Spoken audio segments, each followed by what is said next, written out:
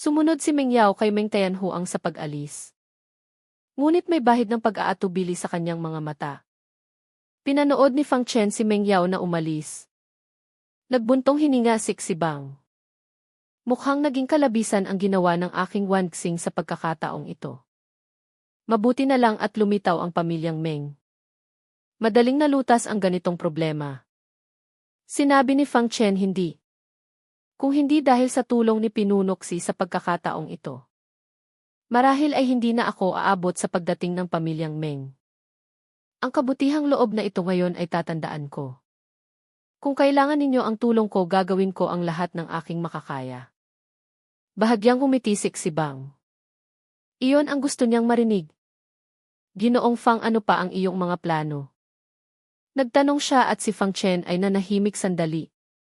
Sinabi niya, wala nang lugar para sa akin sa Shendongyu. Plano kong umalis pagkatapos ng ilang panahon. At maglakbay sa ibang mga rehiyon para magsanay. Nagtanong si Xibang, alam mo ba ang tungkol sa ibang mga rehiyon? Tumango siya, alam ba ni Ginoong Fang ang sitwasyon sa ibang mga rehiyon? Nang marinig ito, umiling si Fang Chen, hindi ko alam. Palagi akong nasa Shendongyu. At hindi pa ako nakakaalis. Hindi nagulat si Xibang. Ang Shendongyu ay medyo nakabukod. 9 sa 10 tao ay mananatili dito habang buhay. Sinabi niya, hayaan mong ikwento ko sa iyo, Ginoong Fang, pwede ba? Iyan ay karangalan para sa akin. Nagpasalamat si Fang Chen. Pagkatapos ay pinaalis ni Xibang ang iba. Tanging siya, Yan Qiaoling at si Fang Chen ang natira. Pumunta sila sa isang kalapit na lungsod. At kumuha ng pribadong silid sa isang restoran. Nag-order sila ng ilang pagkain at alak. Nagtagay sina Xibang at Fang Chen at uminom. Pagkatapos uminom ay nagsimula siyang magkwento. Ginoong Fang, alam mo ba kung ano ang pangalan ng kontinenteng tinitirhan natin? Kontinente ng Kitchen. Sinabi ni Fang Chen na alam niya iyon. Alam mo ba kung bakit ito tinawag na kontinente ng Kitchen? Umiling si Fang Chen.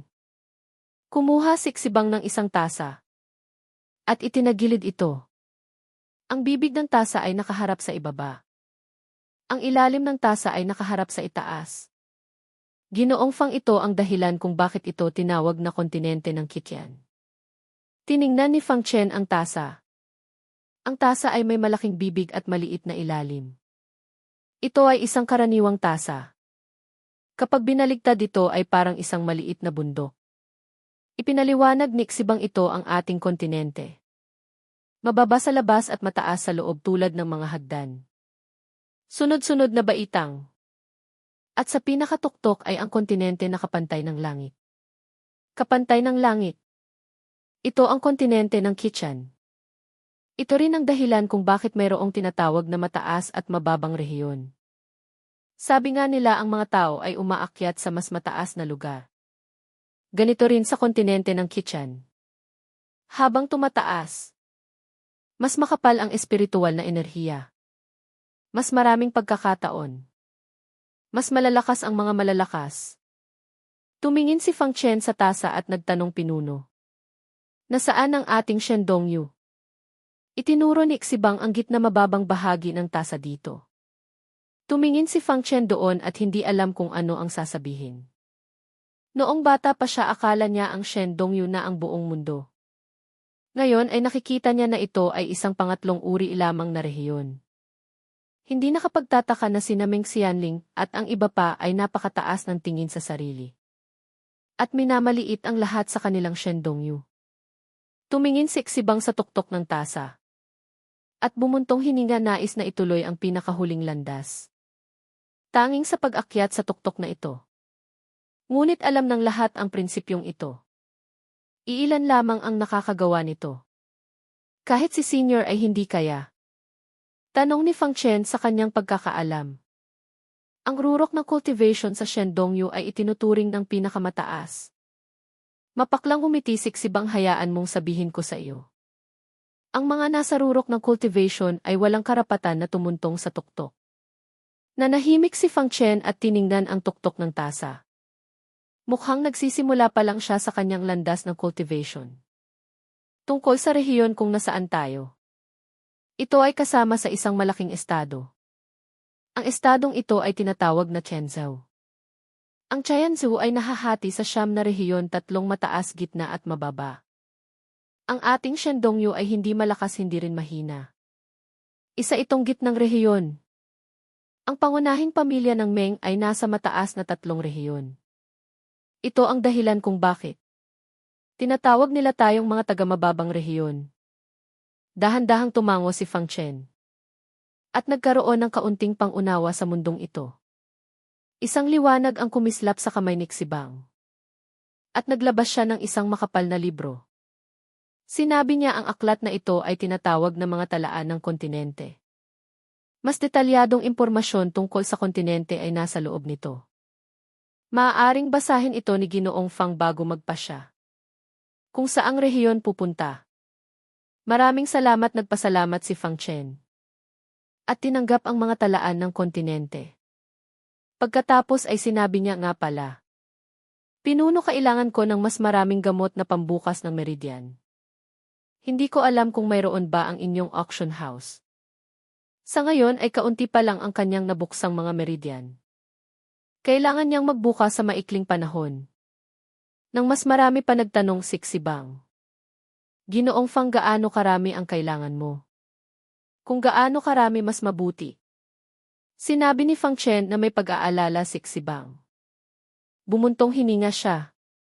At sinabing kung kailangan ni Ginoong Fang ng maramihan. Baka mahirapan kaming matugunan ito sa Wanxing Auction House. Pagkatapos ng lahat kami ay pangunahing nasa auction. Dagdag pa ang mga gamot na pambukas ng meridian ay laging kulang sa supply. Nang marinig ito ni Fang Chen, medyo nadismaya siya. Ngunit hindi rin siya nagulat. Tulad ng sinabi ni Xibang, ang mga gamot na pambukas ng meridian ay talagang hinahanap.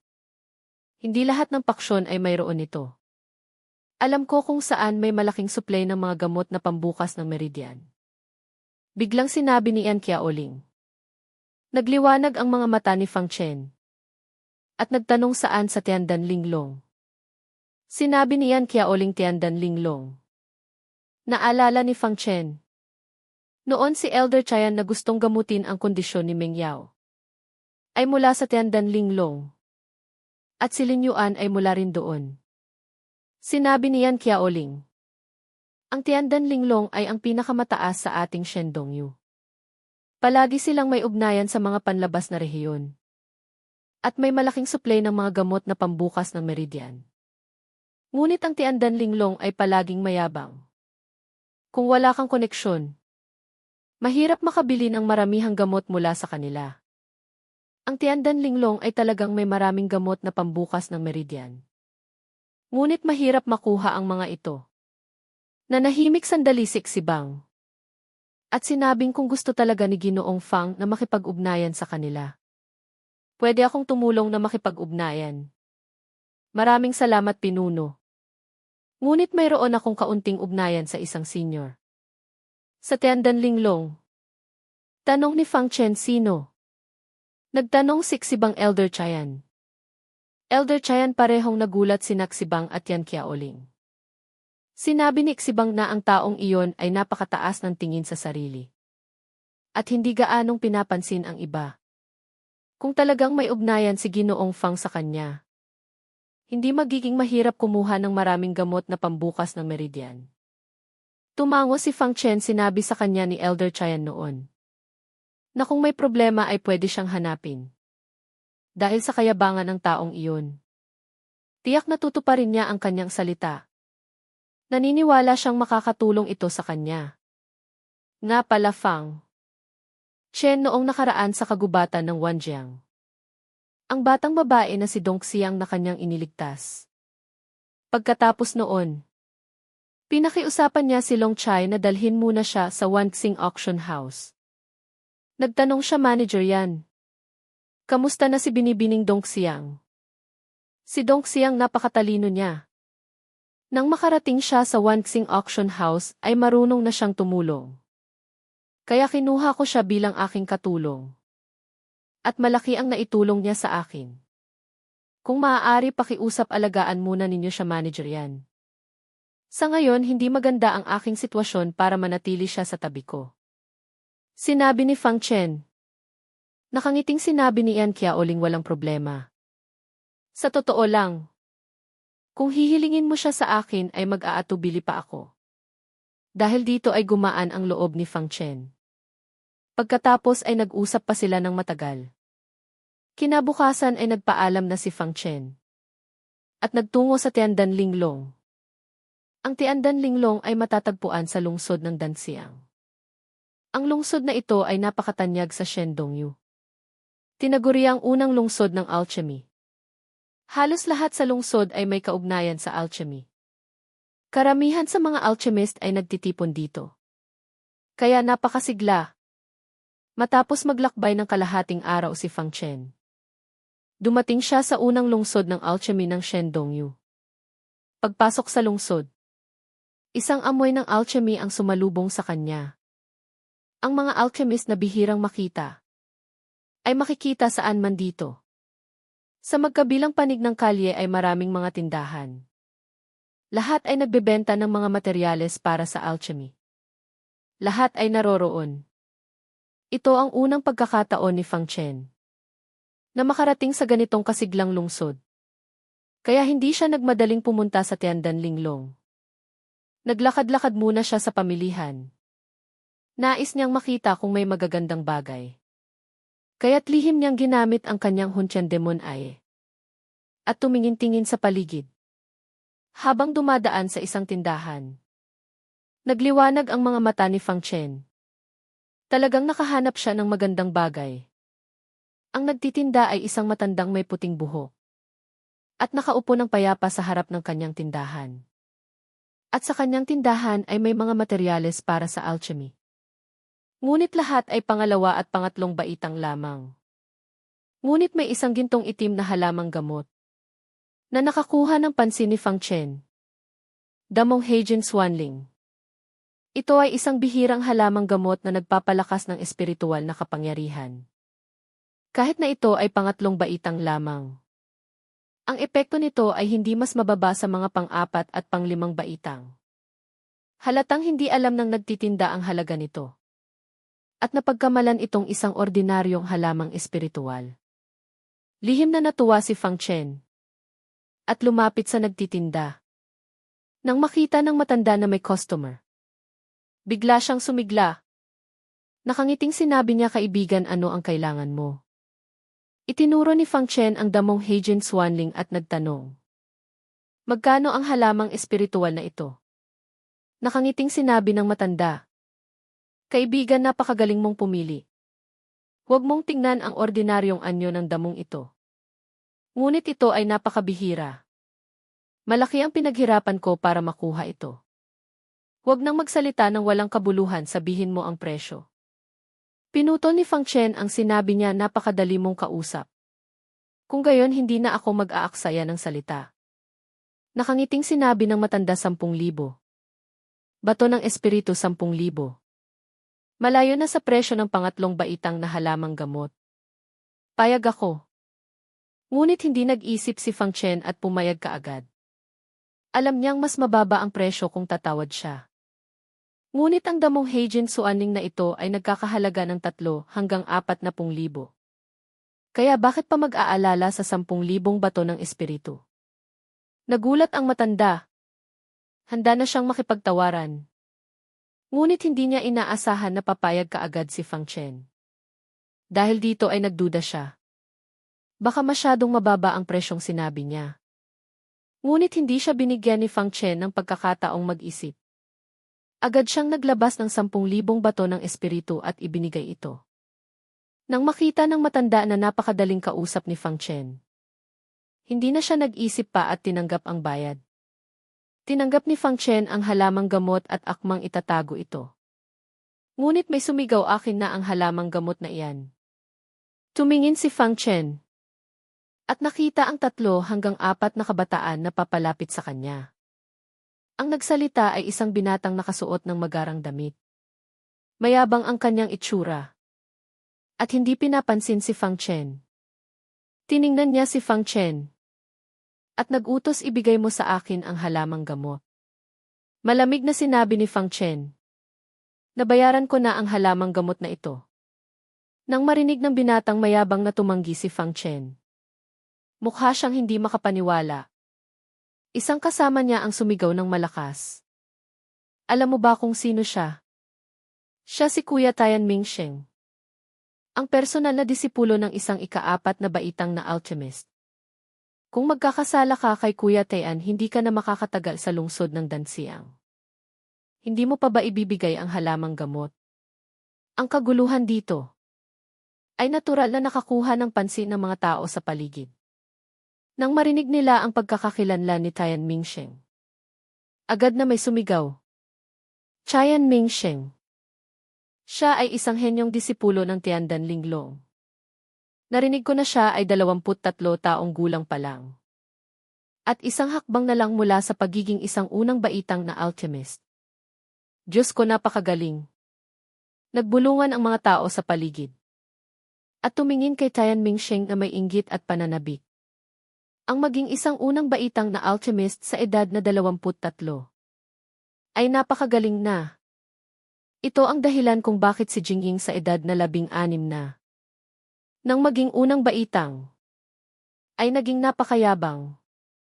Mayroon talaga siyang karapatan na maging mayabang. Ngunit nakatagpo siya ng mas magaling na si Fang Chen.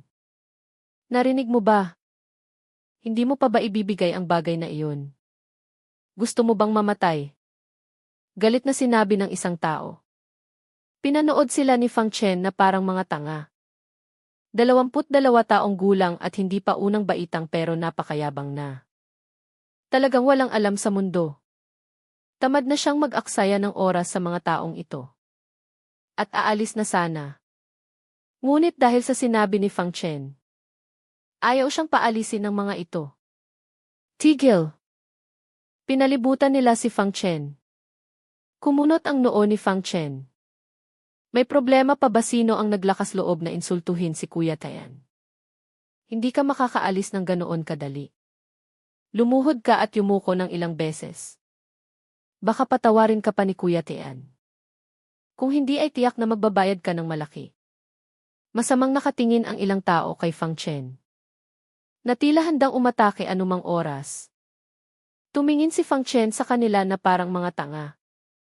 Hindi niya alam kung saan nanggagaling ang kanilang kayabangan.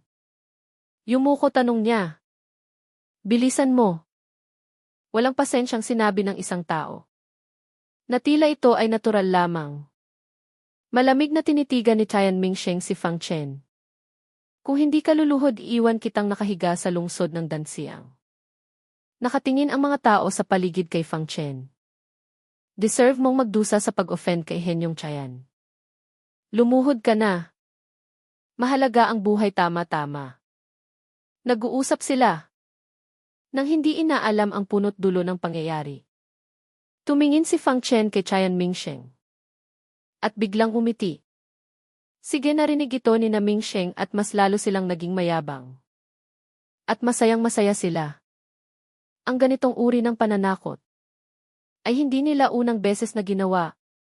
Sa bawat pagkakataon ay nakakaramdam sila ng labis na kasiyahan.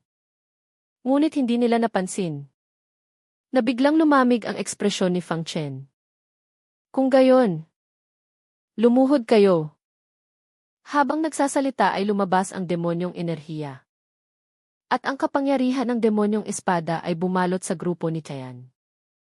Ang kasalukuyang kapangyarihan ng demonyong espada ni Fang Chen ay hindi pangkaraniwan. Mahirap labanan para sa mga mas mahina sa kanya. At ang grupo ni Tian ay halatang nasa Haoshan Realm lamang. Paano nila ito lalabanan?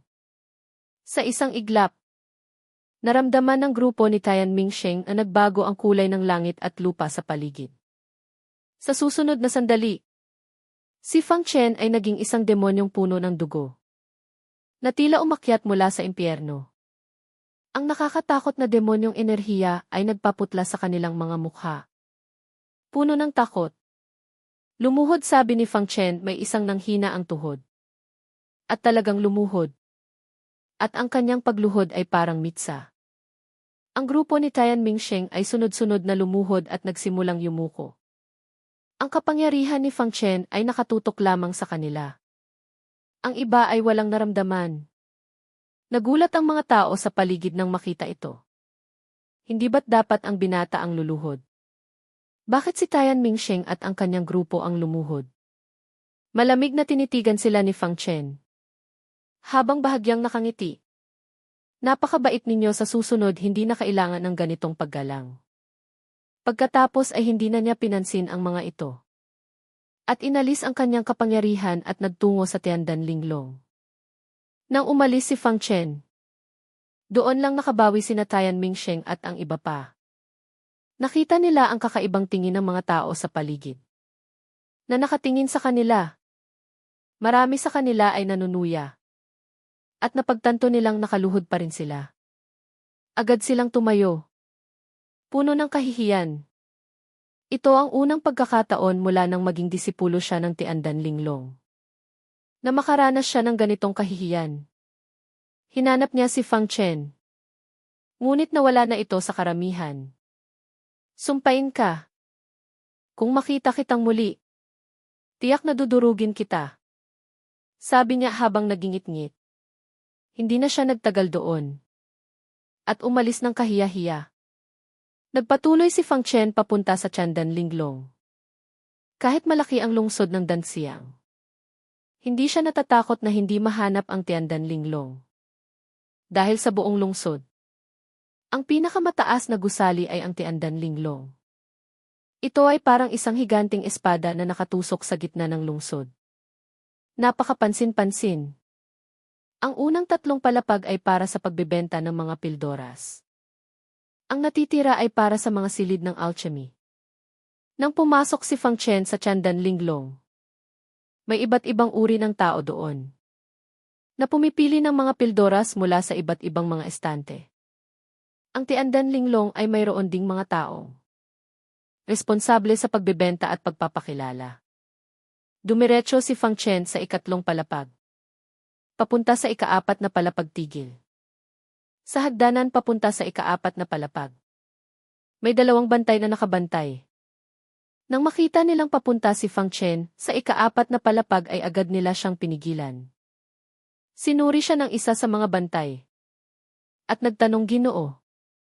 Ang 4 na palapag ay para lamang sa mga alchemist ng gusaling ito.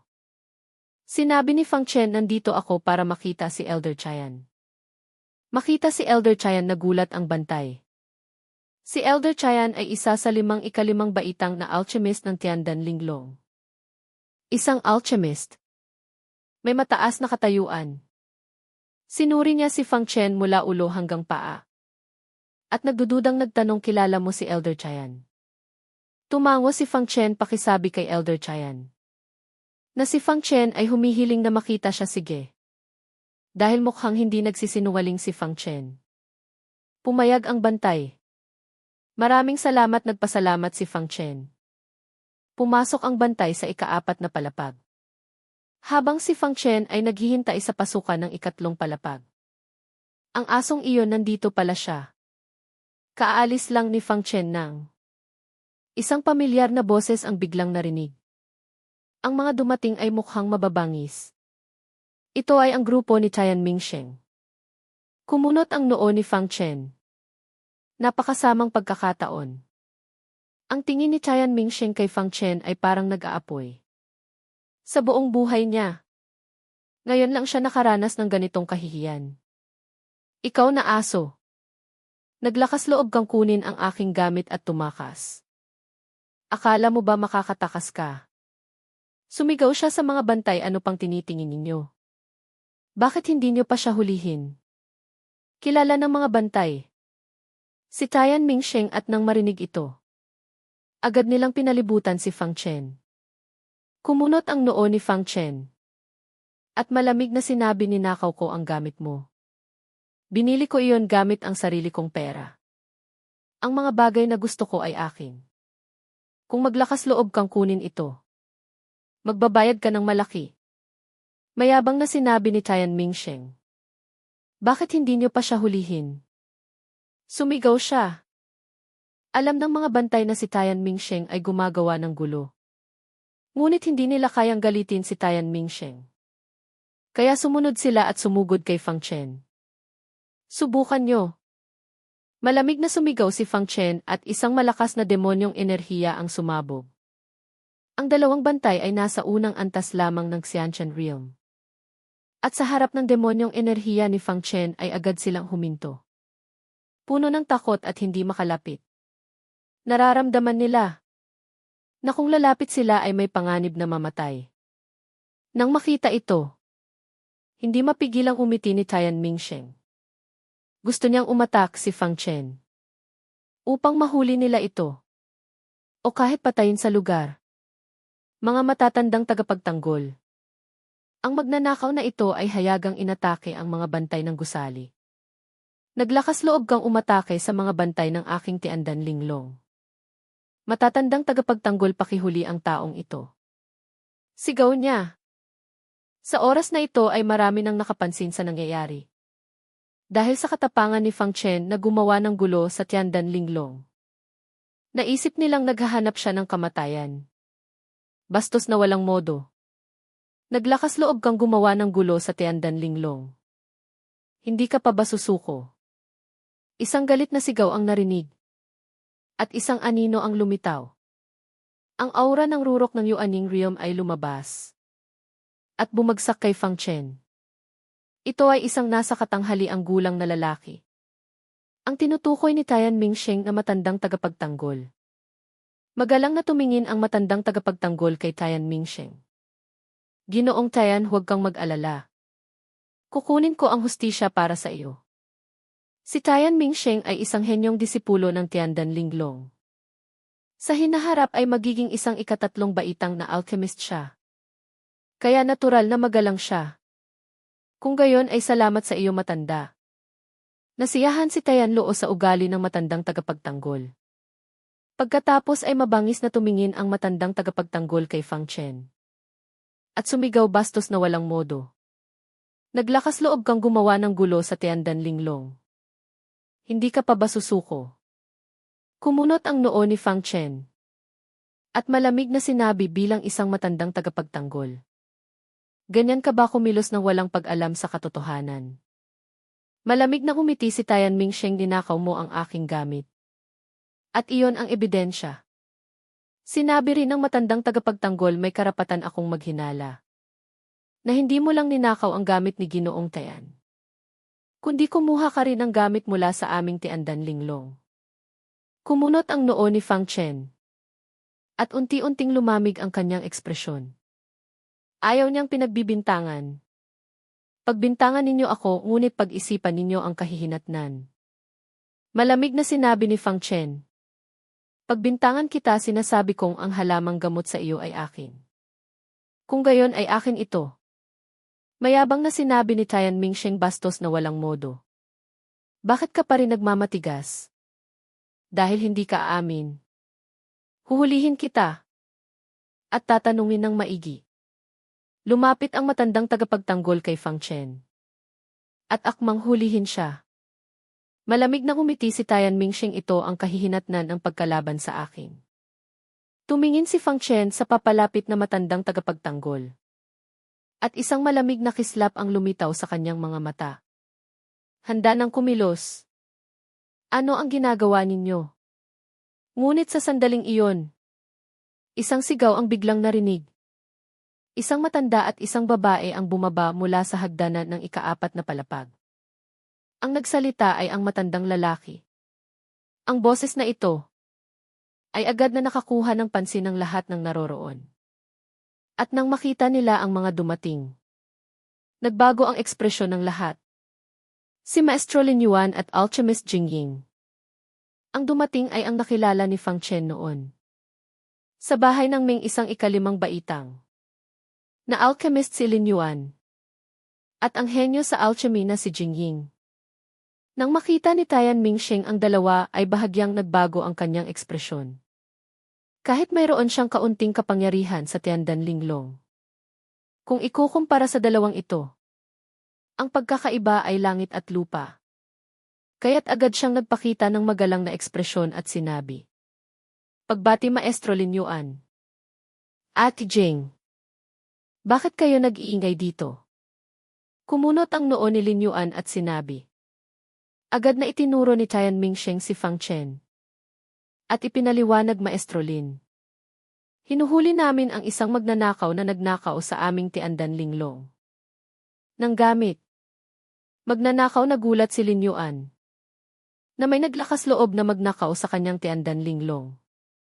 Ito ang unang pagkakataon na nakakita siya ng ganoon. Hindi ba't naghahanap ito ng kamatayan? Ang kanyang tingin ay sumunod sa itinuro ni Tian Mingsheng. Nang tumingin siya kay Fang Chen, natigilan siya sa bahay ng Chu. Nag-iwan si Fang Chen ng napakalalim na impresyon sa kanya. Kaya hindi niya ito makakalimutan. Sinasabi mong magnanakaw siya. Hindi makapaniwalang tanong ni Lin Yuan. Ang taong iyan ay isang magnanakaw. Hindi lang siya nagnakaw ng gamit ko sa labas. Nagnakaw din siya sa loob ng gusali ng alchemy. Napakasama niya. Hindi napansin ni Tian Mingsheng ang pagbabago sa ekspresyon ni Lin Yuan. At patuloy na nagsalita. Nang makita ito ni Lin Yuan, halos naintindihan niya kung ano ang nangyari. Halatang si Tian Mingsheng ang nagbibintang kay Fang Chen. Ngunit isang ikatatlong baitang na alchemist. Paano siya magnanakaw? Nang maisip ito, ang tingin niya kay Tian Mingsheng ay biglang dumilim. Alam niya ang talento ni Fang Chen. Ang ginawa ni Tian Mingsheng ay walang dudang nagtulak kay Fang Chen.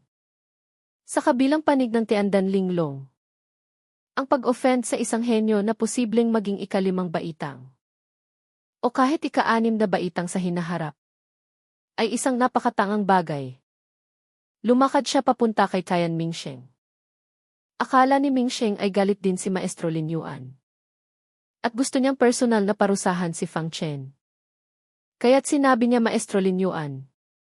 Ang ganitong maliit na bagay ay ipaubaya na sa disipulo. Hindi niya nakalimutang tumingin kay Jingying.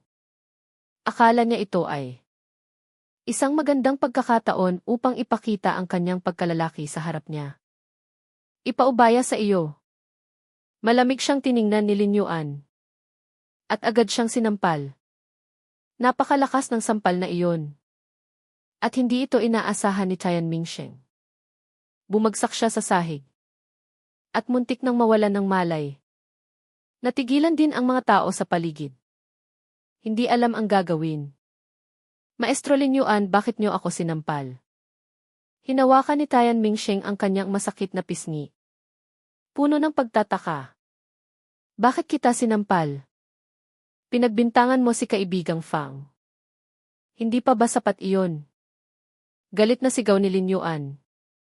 Pinagbintangan, wala akong pinagbintangan. Walang kaalam-alam si Tian Mingsheng. Hindi niya alam kung sino ang tinutukoy ni Lin Yuan na kaibigang Fang. Sinampal ulit siya ni Lin Yuan. At napasigaw sa sakit si Tian Mingsheng.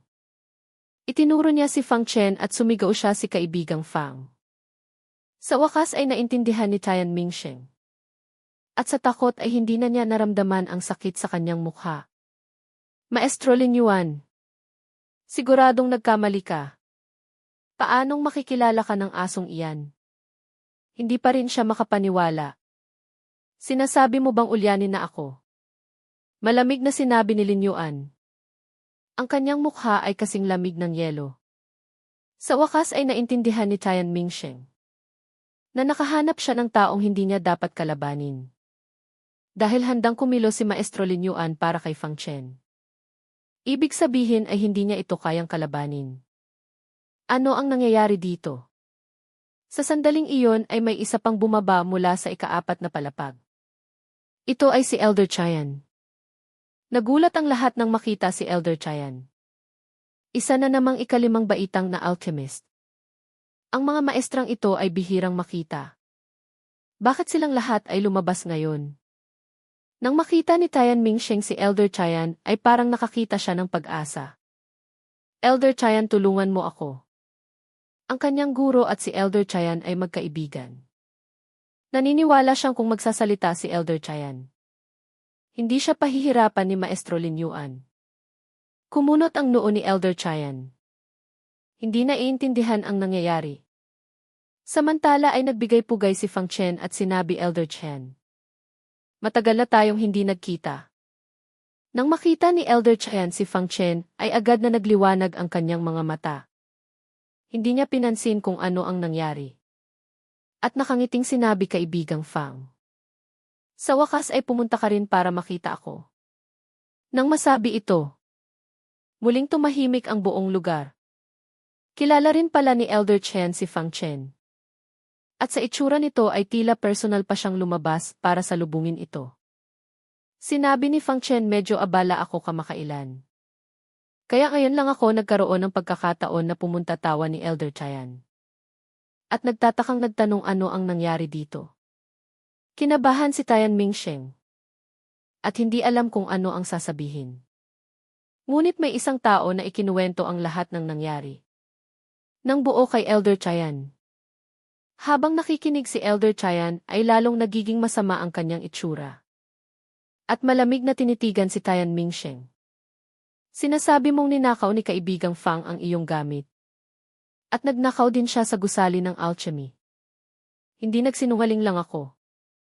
Nang marinig ni Tian Mingsheng ang tono na iyon, naintindihan niya kung kanino kampi si Elder Chayan.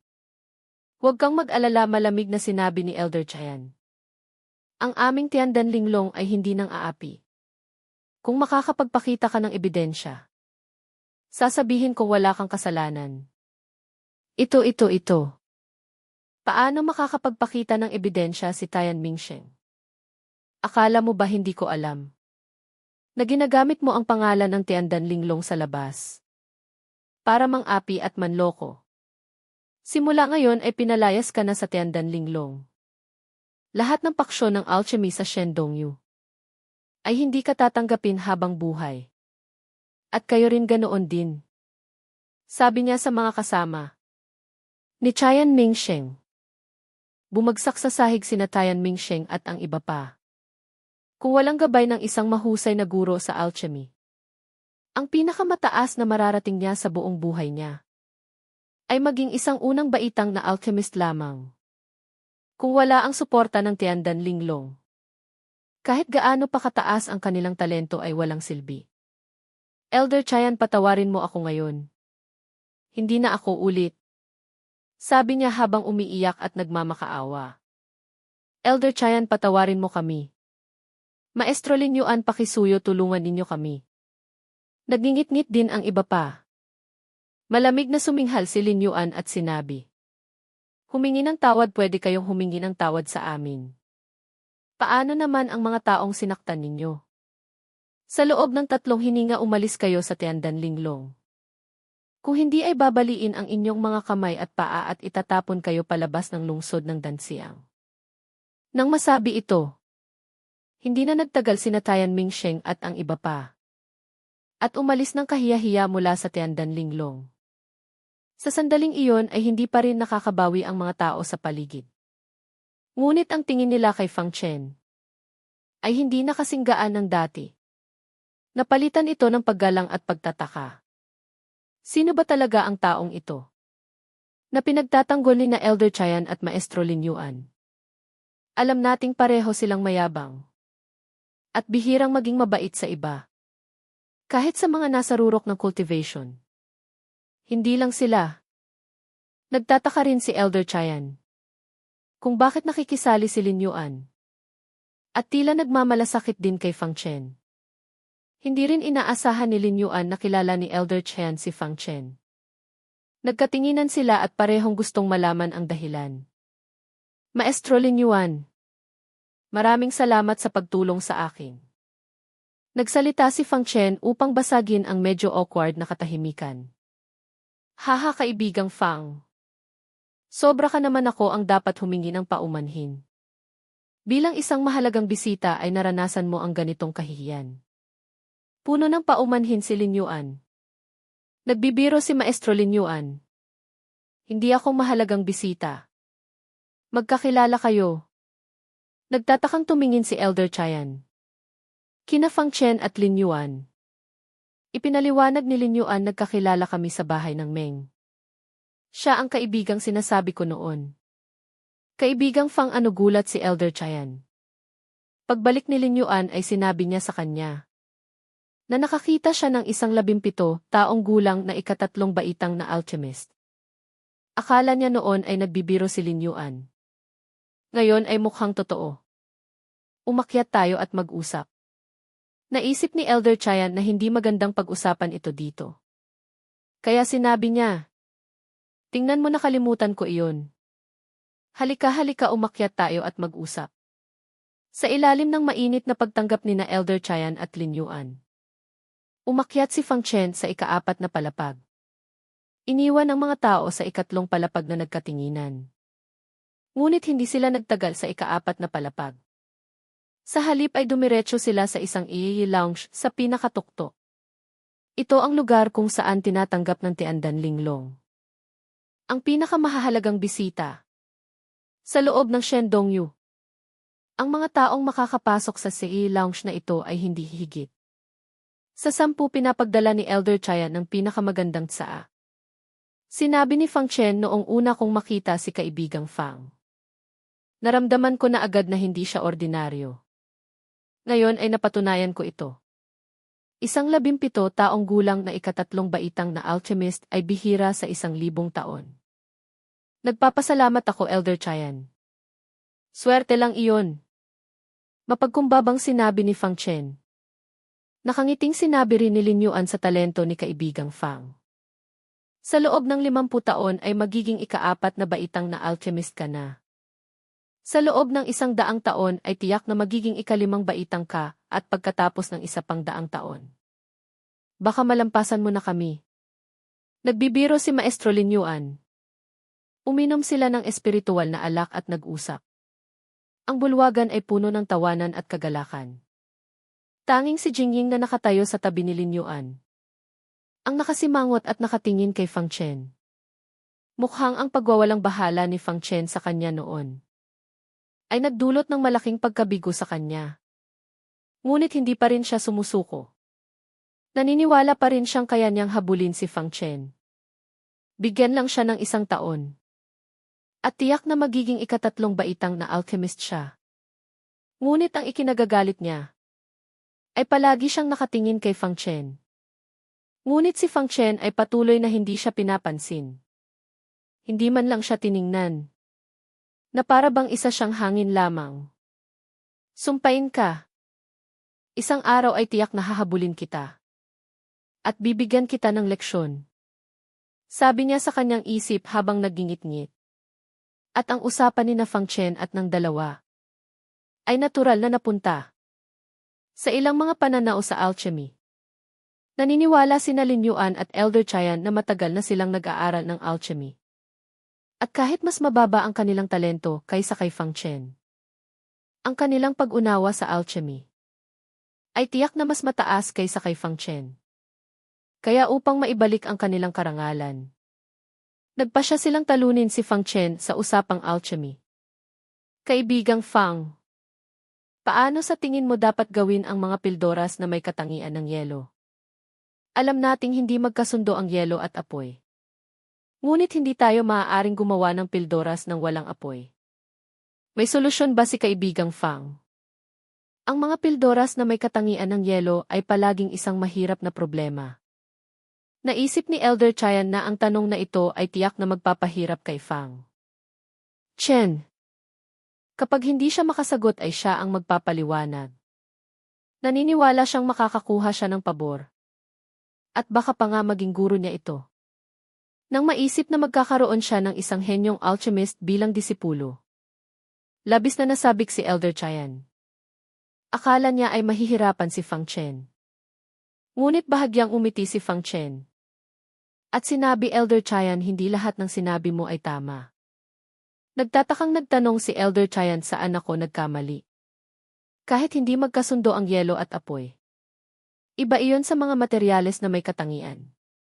Mayroong mga materyales na may yelo na maaaring pinuhin. Ngunit iba ang paraan. Tulad ni Fang Chen. Ipinaliwanag niya ang ilang paraan ng pagpino ng mga materyales na may yelo. Bawat paraan ay nagpaliwanag sa mga mata ni na Elder Chayan at ng dalawa pa. Mahusay na exclaim si Elder Chayan. Bakit hindi ko naisip ang mga paraang ito? Napakagaling ni kaibigang Fang. Humahanga ako, lubos akong humahanga. Sabi ni Lin Yuan na may paghanga. Pagkatapos, nagpatuloy ang tatlo sa pagtalakay ng ilang mahihirap na problema sa alchemy. Ngunit habang tumatagal ang kanilang pag-uusap, lalong nagugulat sina Elder Chayan at Lin Yuan. Ilang problema sa alchemy na kahit sila ay walang solusyon, ay kayang ipaliwanag ni Fang Chen isa-isa, na nagbigay sa kanila ng malalim na pangunawa. Pagkatapos, nagbanggit sila ng ilang problema na kahit sila ay hindi kayang lutasin. Ngunit si Fang Chen ay kayang lutasin lahat na nagpaunawa sa kanila. Na ang kaalaman ni Fang Chen sa alchemy ay hindi mas mababa sa kanila. At baka mas mataas pa. Si Jingying sa tabi ay may komplikadong ekspresyon habang nakatingin kay Fang Chen. Sa sandaling iyon, sa wakas ay naintindihan niya kung gaano kalaki ang agwat sa pagitan niya at ni Fang Chen. Maraming problema ang hindi niya naintindihan. Ngunit kayang lutasin ni Fang Chen ng madali. Gaano kalalim ang kanyang pangunawa sa alchemy. Upang magawa iyon. Pagkatapos ng mahabang pag-uusap, sinabi rin ni Fang Chen ang kanyang layunin sa pagpunta sa Tiandan Linglong. Maestro Lin Yuan, Elder Chayan. Sa katunayan, ang dahilan kung bakit ako naparito ay para bumili ng maraming gamot na pambukas ng meridian. Gamot na pambukas ng meridian. Bahagyang humiti si Elder Chayan at sinabi, madali lang iyan. Hindi ko alam kung gaano karami ang kailangan ni kaibigang Fang. Halaga na katumbas ng 5 milyong bato ng espiritu. Direktang sinabi ni Fang Chen, 5 milyon. Nagulat sina Elder Chayan at ang iba pa. 5 milyong bato ng espiritu. Malaking transaksyon na rin iyon. Kung ibang tao, baka hindi pumayag sina Elder Chayan at ang iba pa. Dahil ang mga gamot na pambukas ng meridian ay napakabihira at mahalaga. Hindi ito basta-basta makukuha. Ngunit iba si Fang Chen. Isang 17 taong gulang na ikatatlong baitang na alchemist ay karapat-dapat nilang kaibiganin. Walang problema ang 5 milyong halaga ng gamot na pambukas ng meridian. Tamang-tama, may dumating na bagong supply mula sa ibang rehiyon. At karamihan ay nagawa ng pildoras. Walang problema ang pagkuha ng 5 milyong halaga. Sabi ni Elder Chayan.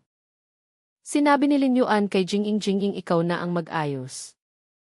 Opo, tumango si Jingying at umalis. Pagkatapos ng halos 1 oras, bumalik si Jingying. May dala siyang isang storage bag. Sabi niya, Guro Elder Chayan. Narito na ang lahat ng 5 milyong halaga ng gamot na pambukas ng meridian. Dahan-dahang tumango si Lin Yuan at sinabi, ipakita mo kay kaibigang Fang. Opo, dinala ito ni Jingying sa harap ni Fang Chen. Wala na ang dati niyang kayabangan. At ang tingin niya kay Fang Chen ay wala ng pagmamataas. Sa halip ay may kaunting hiya. Ang talakayan ni Fang Chen ay lubusang sumakop sa kanyang mayabang na puso. At wala na siyang galit kay Fang Chen. Maraming salamat, hindi ito pinansin ni Fang Chen. Kinuha niya ang storage bag at ipinasok ang kanyang kamalayan dito. Mayroong 65 na bote sa loob. Bawat bote ay may 5 pildoras. Kabilang dito 30 bote ng ikalawang baitang. 20 bote ng ikatlong baitang. 10 bote ng ika-4 na baitang. 5 bote ng ika-5 baitang. Kumuha siya ng 1 bote mula sa bawat baitang. At naglabas ng 1 pildoras. At nalaman niyang lahat ng pildoras ay mataas na kalidad. At napakahalaga. Maestro Lin Yuan, Elder Chayan. Masyado yatang mahalaga ito. Ang 5 milyon niya ay sapat para mabili ang mga pildoras na ito. Ngunit para lamang sa mga ordinaryo. Ang ganitong mataas na kalidad ay kailangan ng karagdagang 1 milyong bato ng espiritu.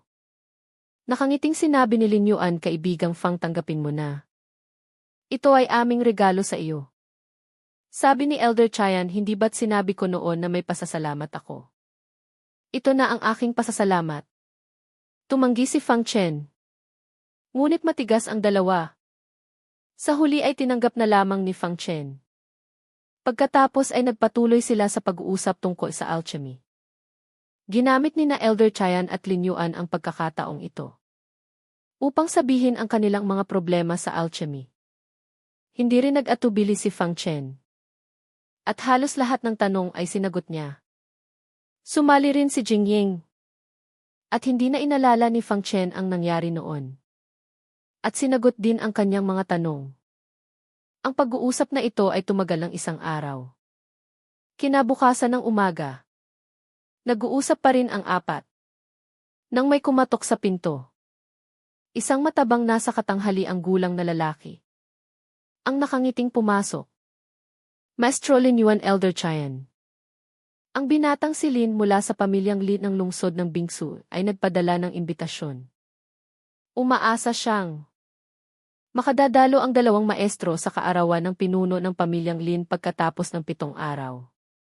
Naputol ang kanilang pag-uusap. At medyo nainis sina Maestro Lin Yuan at Elder Chayan. Palagi silang nakakatanggap ng ganitong mga bagay. Dahil ang pag-imbita sa isang ikalimang baitang na alchemist sa isang kaarawan ay isang malaking karangalan. Ngunit hindi lahat ng pamilya ay makakapag-imbita ng isang ikalimang baitang na alchemist sa kanilang kaarawan. At halatang hindi sapat ang pamilyang Lin. Aalisin na sana ni Elder Chayan. Ngunit biglang nagsalita si Fang Chen. Pamilyang Lin ng lungsod ng Bingsu, nakita ni Elder Chayan na interesado si Fang Chen.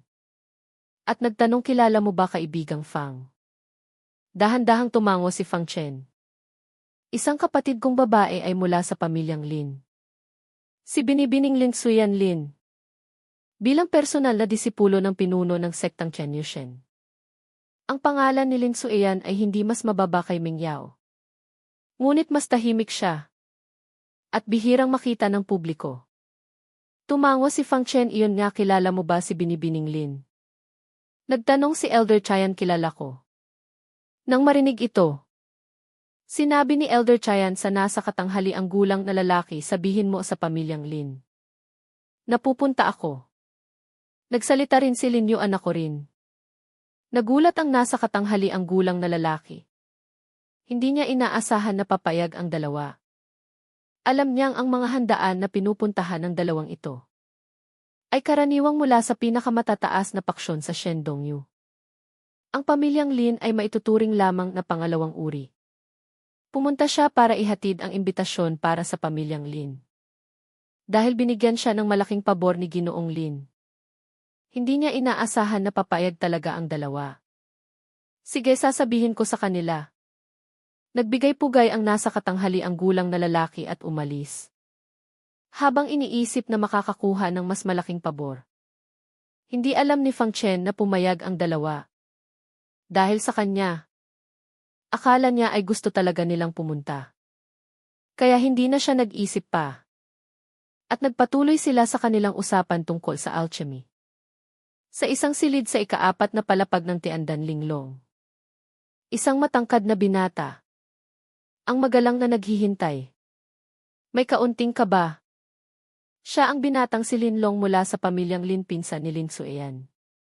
At kinikilalang susunod na pinuno ng pamilyang Lin.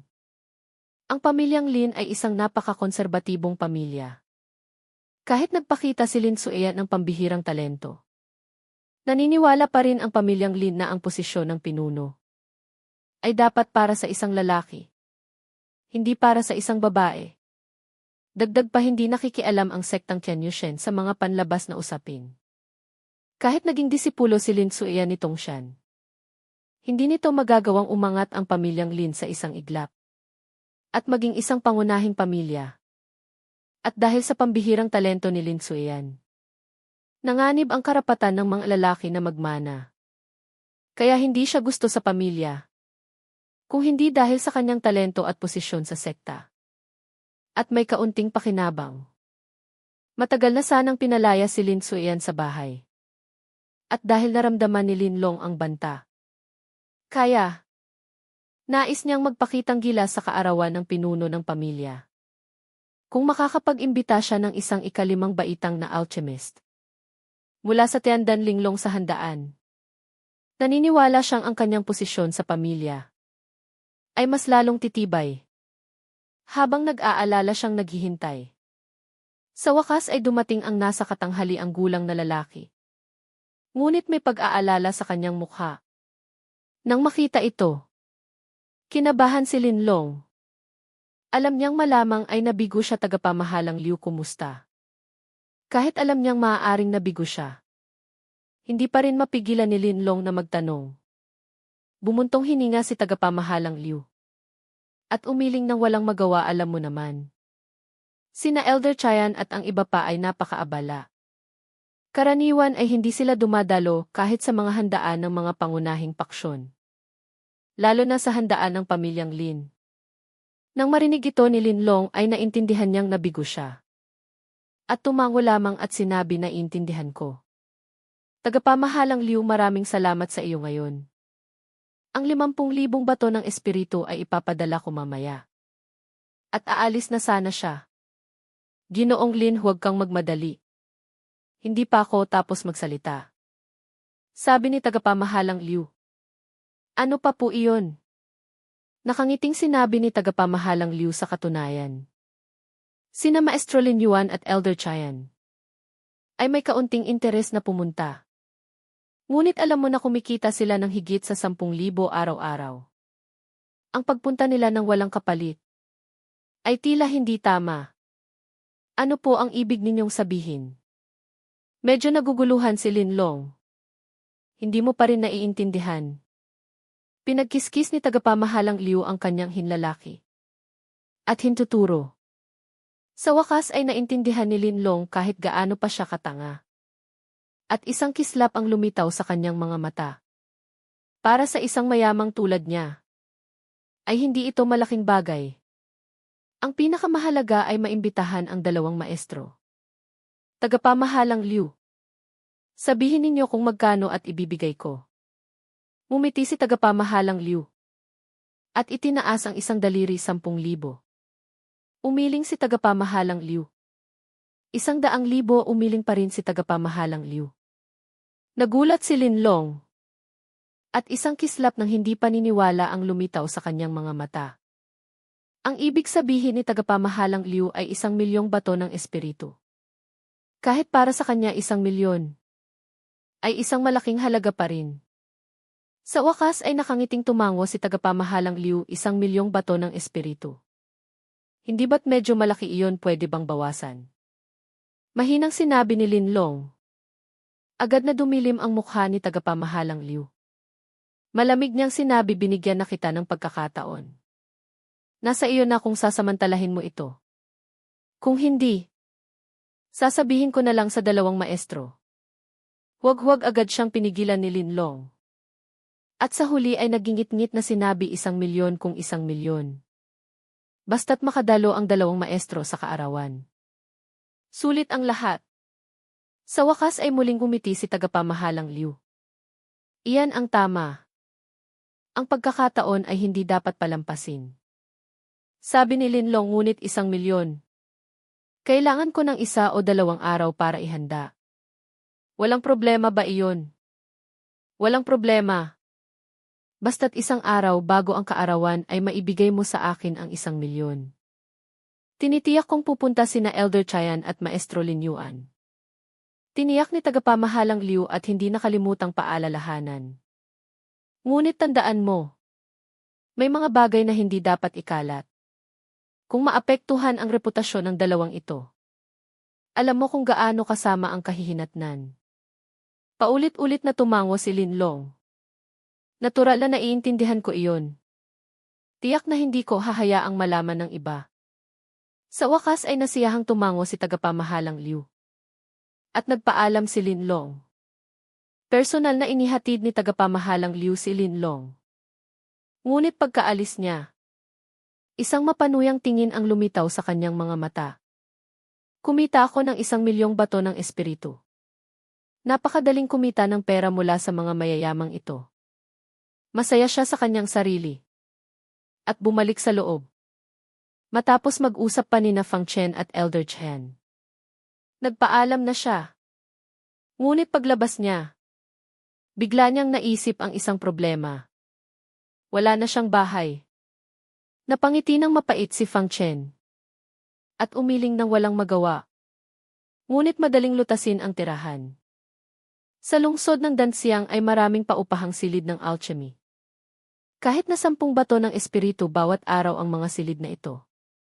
Medyo mahal. Ngunit kinailangan ni Fang Chen na tiisin. Dahil sa mga silid na ito ay medyo ligtas. Kung pupunta siya sa ibang lugar, hindi garantisado ang kaligtasan. Pumili si Fang Chen ng isang medyo tahimik na silid ng alchemy. Pagpasok ay isinara niya ang pinto. At naglagay ng ilang mga anting-anting. Matapos matiyak na ligtas, umupo si Fang Chen sa sahig. At inilabas ang 65 na bote ng pildoras. 6 na pubot ng pildoras kung ordinaryong cultivator.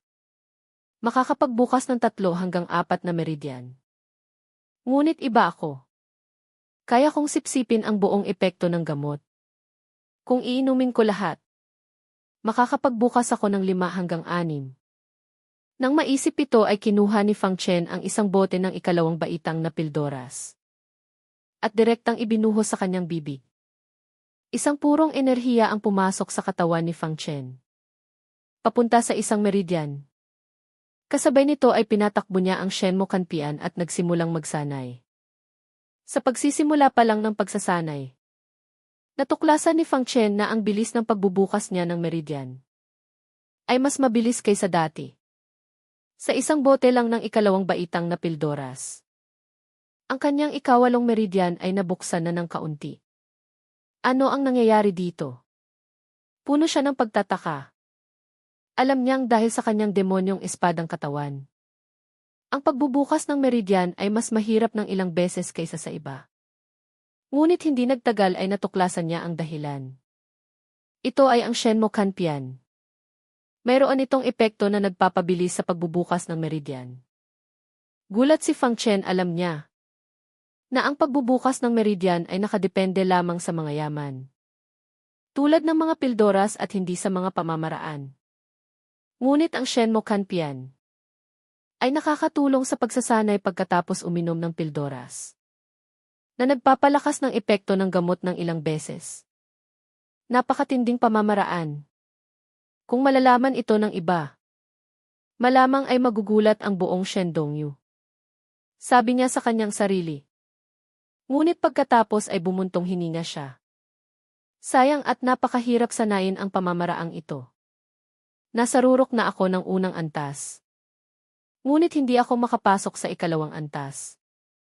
Tila may kulang na kapangyarihan para makapasok sa 2 antas. Ngunit ano ang kapangyarihang ito? Hindi ko alam. Huwag muna itong isipin. Ang pamamaraang ito ay makakatulong sa akin na magbukas ng meridian. Kaya dapat kong samantalahin ang pagkakataong ito upang magbukas ng mas maraming meridian. Nang maisip ito, pumasok siya ng buo sa estado ng pagsasanay sa 2 araw. Nabuksan ang Shentong Meridian sa 4 na araw, nabuksan ang Yunsheng Meridian. Sa 7 araw nabuksan ang Weijian Meridian sa loob lamang ng ilang araw. Nakapagbukas si Fang Chen ng 3 meridian. At ang kanyang mga pildoras ay 1/4 pa lang ang nababawas. At lahat ay 2 baitang na pildoras. At ang kanyang cultivation at pisikal na lakas ay patuloy na tumataas kahit mabagal.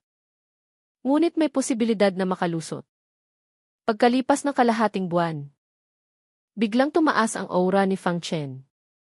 Isa na namang meridian ang nabuksan. Ito na ang 10 meridian, ang Tianti Meridian. At ito ang 19 na meridian na nabuksan ni Fang Chen. Nang mabuksan niya ito, biglang tumaas ang kanyang aura.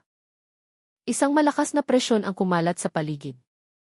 Kasabay ng pagyanig ng aura, Ang siyansya na espiritual na enerhiya ay tumaas pa. Ang cultivation ni Feng Chen ay tumaas mula sa ikalawang antas ng siyansyan hanggang sa ikatlong antas ng siyansyan realm. Ngunit hindi iyon ang pinakamahalaga. Isang tunog ng pag-crack ang narinig mula sa katawan ni Feng Chen. Ang kanyang mga buto ay naglabas ng isang maningning na gintong liwanag. Ang bagong bukas na Tianti Meridian ay walang tigil na sumisipsip ng espiritual na enerhiya sa paligid. At ipinapasok ito sa mga buto ni Feng Chen. Ang Tianti Meridian ay isang napakahalagang meridian para sa pisikal na landas. Plano ni Feng Chen na gamitin ang meridian na ito upang makalusot sa isang malaking realm at pumasok sa Xisui realm ng pisikal na landas. Habang patuloy na sumisipsip ang Tianti Meridian, ang tunog ng pag-crack ng mga buto ni Feng Chen ay lalong lumilinaw. At nagsimulang manginig ang buong katawan ni Feng Chen. Ang sakit ng pag-crack ng buto ay bumalot sa kanyang buong katawan.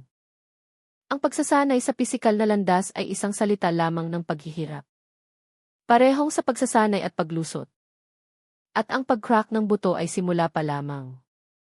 Sa susunod na sandali ang mga buto ni Feng Chen ay nadurog. Ang pagdurog ng buto ay hindi lamang nagpapalakas ng mga buto. Mayroon ding isang napakahalagang punto ang muling pagbuo ng buto. Ang sakit na mula sa kaluluwa ay halos ikamatay ni Feng Chen. Mabuti na lang at sapat ang lakas ng loob ni Feng Chen. At tiniis niya ito. Ngunit ang pagdurog lamang ay hindi sapat para kay Feng Chen. Kung mas puro ang pagdurog ng buto, mas matatag ang kanyang realm. Ang pagdurog ay hindi sapat.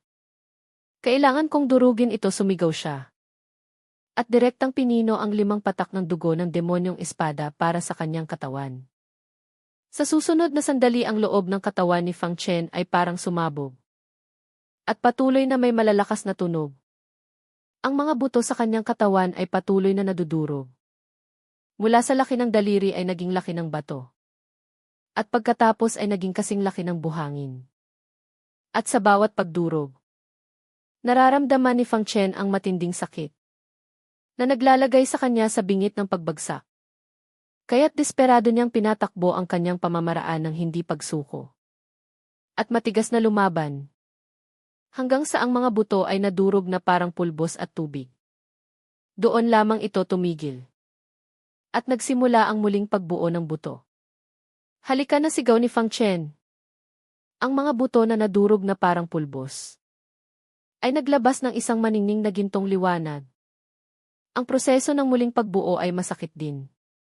At napakadelikado. Ang mga ordinaryong tao ay mahihirapang tiisin ang muling pagbuo ng buto.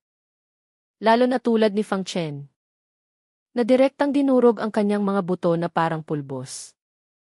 Na parang naghahanap ng kamatayan. Ngunit si Feng Chen ay hindi ordinaryong tao. Ang kanyang katawan ay isang demonyong espadang katawan. Kahit na 6 paghahati 1-0. 0-0-0 lamang. Hindi ito maikukumpara sa isang ordinaryong katawan. Ang mga buto ay nagsimulang muling mabuo. Ang mga buto ni Feng Chen ay hindi na puti, kundi isang maputlang ginto.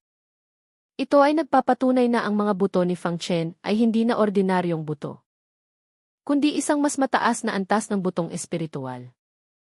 At habang nabubuo ang mga buto, isang nakakatakot na aura ang biglang sumabog. Matagumpay na nakalusot si Feng Chen mula sa Duang Realm patungo sa Xisui Realm.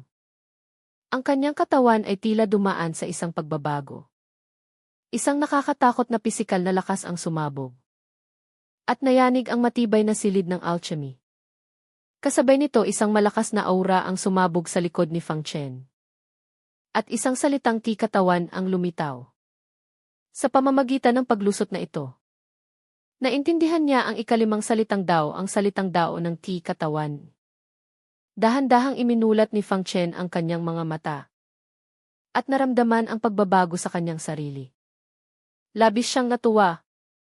Sa pagkakataong ito ay hindi lamang siya nakapagbukas ng 10 meridian, kundi nakalusot din sa ikatlong antas ng Xiantian at sa pisikal na landas. At umabot pa sa Xisui Realm. Maging ang kanyang pisikal na lakas Katatagan, depensa at bilis ay nagkaroon ng malaking pag-angat. At ngayon ay nakapagbukas na ako ng 19 na meridian. Ang bilis ng aking pagsasanay sa hinaharap ay lubos na tataas. Kaya hindi ko na kailangang mag-alala pansamantala. Dahil sa patuloy na pag-angat ng aking demonyong espadang katawan. Ang problema sa pagiging mas mahirap na makalusot. Dahil dito, nasiyahan si Fang Chen sa kanyang paglusot. Kahit na ito ay bunga ng 5 milyong bato ng espiritu. Ngunit kung ibang tao marahil ay hindi nila maaabot ang antas na ito. Pagkatapos ng lahat mayroon siyang ganap na pagsipsip ng demonyong espadang katawan. At tulong ng dugo ng demonyong espada. Kasama ang tulong ng Shenmue Kanpian. Kaya't nagkaroon siya ng ganito kalaking pag-unlad. Sa sandaling iyon ay umingay ang maliit na Thor. Ang ikapitong palapag ay nagbukas pumasok si Fang Chen sa maliit na Thor. Ang ikapitong palapag ay pareho pa rin sa mga naunang palapag. Walang pagbabago. Lumapit siya sa mesang kahoy at binuksan ang kahon. At biglang lumitaw ang 52 patak ng dugo ng demonyong espada. Sa harap ni Fang Chen. Bukod dito mayroon ding isang puting jade na maskara. Para saan ang maskara? Nagtatakang kinuha ni Fang Chen ang simpleng puting jade na maskara. At nang hawakan niya ito, naintindihan niya ang gamit ng puting jade na maskara. Ang euro na maskara ay may kakayahang magbago ng anyo. At magbago ng aura. Ang nagsusuot nito ay maaaring magbago ng itsura at katawan. Maliban kung ang cultivation ng isang tao ay mas mataas ng 2 malaking realm. Kung hindi ay hindi nila ito mapapansin. Ang sandatang ito ay lumalakas kasabay ng may-ari nito. Huminga ng malalim si Fang Chen. Isa na namang napakalakas na sandata tulad ng Shanqiang. Kung mayroon siya nito noon, maaari siyang magbago ng anyo bilang ang mga humahabol sa kanya. Sa ganoong paraan, kahit dumating si Ning Tianchen ay hindi siya mahahanap. Sa pagkakaroon ng sandatang ito, mayroon siyang isa pang sandata para sa kaligtasan. Nasiyahan si Fang Chen. Para sa kanya basta't makakapagligtas ito sa kanya. Ito ay isang magandang bagay. Ito ang aral na natutunan niya matapos ang ilang beses na paghabol sa kanya. Ayaw na niyang maranasan ang dati. Na ang kanyang buhay ay nasa kamay ng iba. Paglabas sa maliit na Thor. Plano ni Fang Chen na pag-aralan ang euro na maskara. Ngunit naramdaman niyang may gumagalaw sa kanyang storage bag. Nagulat siya at tiningnan ang loob ng kanyang storage bag. At inilabas ang bagay na gumagalaw. Ito ay ang gintong itlog. Matapos itong kilalanin bilang kanya. Inilagay ni Fang Chen ang gintong itlog sa kanyang storage bag. At binigyan niya ito ng 10 na monster core na nakuha niya mula sa storage bag ng iba. At matapos sipsipin ang mga monster core ay natulog ang gintong itlog. Hindi niya inaasahan na magigising ito ngayon. Ang gintong itlog ngayon. Ang mga guhit sa balat nito ay mas malinaw at maningning. Isang mahinang aura ang lumalabas. Tila malapit nang mapisa. Malapit na bang mapisa sabik na tiningnan ni Fang Chen ang gintong itlog. Interesado siya sa maliit na nilalang sa loob. Kaya't naglabas siya ng ilang ikatlong baitang na monster core. At ipinakain lahat sa gintong itlog. Walang pag-aatubiling sinipsip lahat ng gintong itlog. Ngunit pagkatapos sipsipin, naging madilim ang gintong itlog. At muling natulog. Nagulat muna si Fang Chen. At pagkatapos ay napailing na lang hindi ito malapit ng mapisa. Gutom lang ito at humihingi ng pagkain ang maliit na nilalang na ito. Ay parang isang piksiw. Na kumakain lang at hindi naglalabas. Umiling siya ng walang magawa. At ibinalik ang gintong itlog sa kanyang storage bag. Nag-ensayo pa si Fang Chen ang 2 araw upang patatagin ang kanyang cultivation. Ngunit sa araw na ito ay umingay ang jade plate sa kanyang baywang. Ito ang token na ibinigay sa kanya ni Meng Yao noon. Dumating na si Meng Yao. Inilabas ni Fang Chen ang jade plate. At isang matagal nang hindi nakikitang ngiti ang lumitaw. Pagkatapos ay nag-ayos siya at umalis sa silid ng alchemy. Sa tulong ng jade plate, mabilis niyang nahanap si Meng Yao. Ngunit ngayon, tila nagbago ang itsura ni Meng Yao. Naging mas ordinaryo. Hindi na kasing ganda ng dati.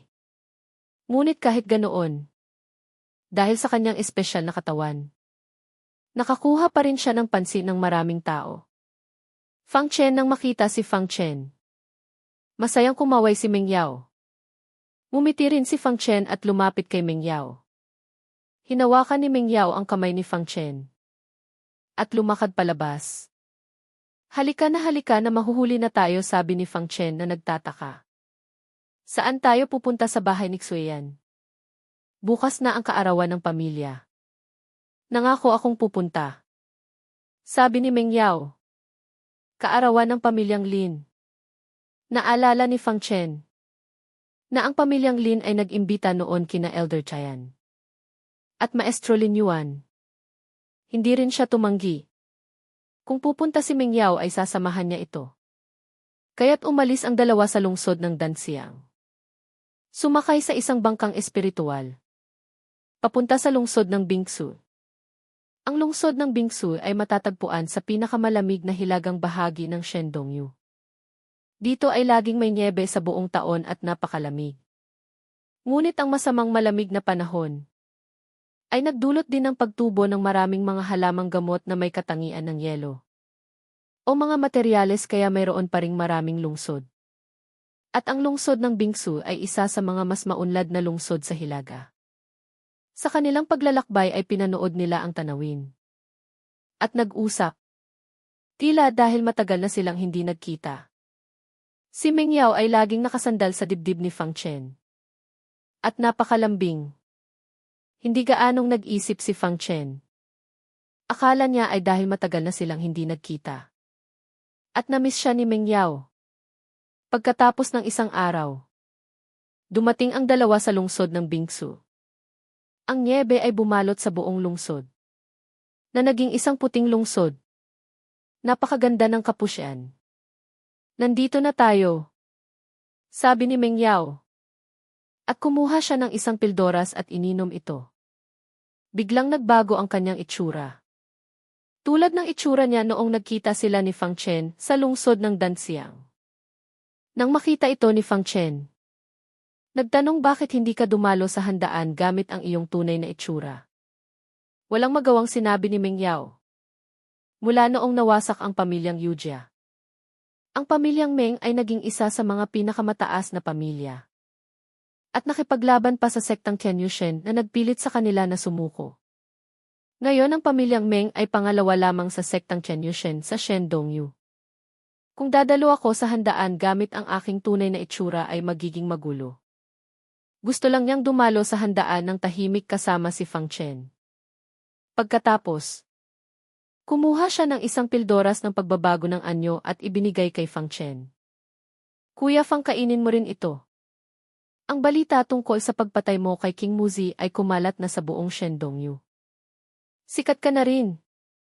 Kung dadalo ka sa handaan gamit ang iyong tunay na itsura at makilala, malamang ay magdudulot ito ng malaking kaguluhan. Tumingin sa pildoras ng pagbabago ng anyo. Bahagyang umiti si Fang Chen.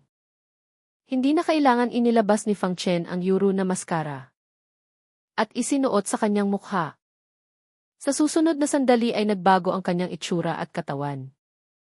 At naging isang binatang may asul na buhok at matipunong katawan. Nagulat na tumingin si Meng Yao kay Fang Chen. Isang espiritual na liwanag ang kumislap sa kanyang mga mata. Sinusubukang makita ang pagbabago ni Fang Chen. Ngunit nagulat siyang nalaman na ang kanyang mga espiritual na mata ay hindi makita ang pagbabago ni Fang Chen. Pati na ang kanyang aura ay nagbago. Kung hindi lang nagbago ng anyo si Fang Chen sa harap niya, hindi siya maniniwala na ang taong nasa harap niya ay si Fang Chen. Anong sandata iyon? Na hindi kayang makita ng aking mga espiritual na mata. Hindi niya mapigilang sabihin. Bahagyang umiti si Fang Chen. At sinabi, isang maskara ng pagbabago ng anyo na nakuha ko lang. Dahil kailangan ng oras para gawin ang video. Para sa mga gustong maunang makita ang mga susunod na kabanata ni Kuya Shen Wang, maaaring i-download ang Shuki Novel at hanapin ang Kuya Shen Wang. Tandaan na huwag magkamali sa pag-type o magkulang ng letra. Ang unang lalabas ay iyon. Ang kanyang pagbabago ay hindi niya mapigilang sabihin. Bahagyang umiti si Fang Chen. At sinabi isang maskara ng pagbabago ng anyo na nakuha ko lang. Dahil kailangan ng oras para gawin ang video. Para sa mga gustong maunang makita ang mga susunod na kabanata ni Kuya Shen Wang, maaaring i-download ang Shuki Novel at hanapin ang Kuya Shen Wang.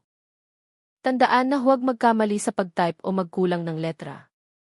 Ang unang lalabas ay iyon.